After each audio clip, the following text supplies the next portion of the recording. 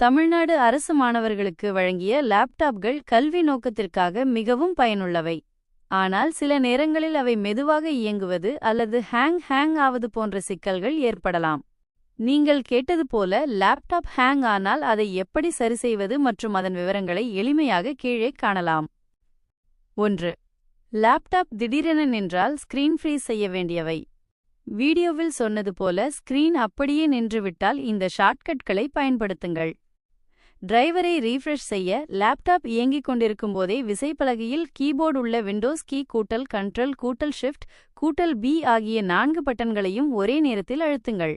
இது கிராஃபிக்ஸ் டிரைவரை ரீஸ்டார்ட் செய்து ஹேங் ஆனதை சரிசெய்ய உதவும். டாஸ்க் மேனேஜர் லேப்டாப் ஹேங் ஆகி எந்த பட்டனும் வேலை செய்யவில்லை என்றால் கண்ட்ரோல் கூட்டல் ஆல்ட் கூட்டல் டிலீட் அழுத்தி டாஸ்க் மேனேஜர் என்பதை தேர்வு செய்யுங்கள்.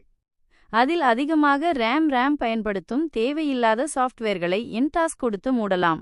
கட்டாயமாக ஆஃப் செய்தல் ஃபோர்ஸ் ஷட் டவுன்.